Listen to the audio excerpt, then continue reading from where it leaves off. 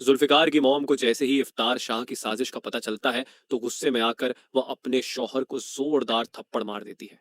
जुल्फिकार भी बिल्कुल देरी नहीं करता। वह तुरंत अपने पुलिस ऑफिसर दोस्त को फोन करता है और इफ्तार शाह को अरेस्ट करवा देता है। लेकिन बॉस, कहानी यहीं खत्म नहीं होती। गिरफ्तार होने से पहले ही इफ्तिखार शाह किसी आदमी को फोन करता है और कहता है, रास्ते में तुम्हें पुलिस की गाड़ी का एक्सीडेंट करना होगा ताकि मुझे भागने का मौका मिल सके। और फिर वही होता है। रास्ते में पुलिस वैन का एक्सीडेंट हो जाता है और इफ्तिखार शाह पुलिस की कस्टडी से भाग निकलता है। भागने के बाद उसे सालार के बारे में पता चलता है, जो नूर का पहला शौहर था। फिर इफ्तिखार शाह सीधा सालार के पास पहुंचता है और दोनों एक दूसरे से हाथ मिलाकर साथ काम करने का फैसला कर लेते हैं, क्योंकि सालार भी नूर से बदला लेना चाहता है। उसका मानना है कि नूर की वजह से उसकी शादीशुदा जिंदगी में दरार पड़ रही है। इसीलिए इफ्तिखार शाह सालार के ऑफिस में छुप कर रहने का प्लान बना लेता है। पुलिस से बचकर उधर सालार सीधा नूर से मिलने उसके घर पहुंच जाता है। उस वक्त जुल्फिकार बाथरूम में नहा रहा होता है और जैसे ही सालार को मौका मिलता है वह सीधा नूर के कमरे में घुस जाता है। वह जबरदस्ती नूर का हाथ पकड़कर उसके साथ बदतमीजी करने की कोशिश करता है।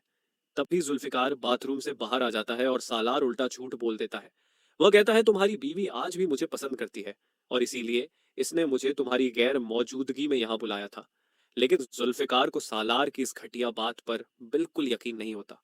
वह सालार को जोर जोर से पीटता है और उसे घर से बाहर निकाल देता है। लेकिन बॉस, सालार इतनी आसानी से हार मानने वाला नहीं था। वह सीधा मारिया के पास पहुंचता है और कहता है, मुझे इफ्तार शाह ने भेजा है। मैं नूर का पहला शौहर हूं और मैं जानता हूं कि तुम जुल्फिकार को हासिल करना चाहती हो, इसलिए अगर तुम मेरी मदद करो तो हम दोनों मिलकर नूर को जुल्फिकार की जिंदगी से निकाल सकते हैं। यह सुनते ही मारिया सीधा जुल्फिकार के पास पहुंच जाती है और उसे भड़काते हुए कहती है, तुम किस तरह के इंसान हो जो अभी तक उस लड़की के साथ रह रहे हो जिसका पहला शौहर आज भी उससे मिलने तुम्हारे घर आता है। लेकिन जुल्फिकार शांत रहकर कहता है, तुम्हारा मुझे भड़काने का कोई फायदा नहीं है। मैं नूर पर दोबारा शक नहीं करूंगा। मैं एक बार शक करके बहुत बड़ी सजा भुगत चुका हूँ।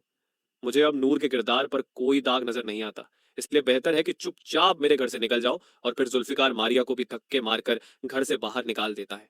इतनी इंसल्ट होने के बाद मारिया कसम खा लेती है कि अब वह नूर को जुल्फिकार की जिंदगी से निकाल कर ही दम लेगी। अगले ही दिन जब जुल्फिकार और नूर शॉपिंग के लिए मॉल जाते हैं तो मारिया एक आदमी को पैसे देते हुए कहती है, जैसे ही जुल्फिकार गाड़ी पार्क करने जाए तुम तुरंत नूर का किडनैप कर लेना। और बॉस वही होता है। जैसे ही जुल्फिकार गाड़ी पार्क करने जाता है, कुछ लोग नूर को जबरदस्ती किडनैप करके अपने साथ ले जाते हैं। थोड़ी देर बाद जुल्फिकार को एक कॉल आती है। फोन पर आवाज आती है, अगर तुम्हें नूर जिंदा चाहिए तो चुपचाप मारिया से शादी करनी होगी। यह सुनते ही जुल्फिकार को समझ आ जाता है कि यह सब मारिया की चाल है।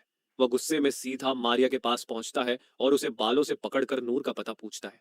लेकिन मारिया बिल्कुल सीधी शक्ल बनाकर कहती है, मुझे नूर के बारे में कुछ नहीं पता।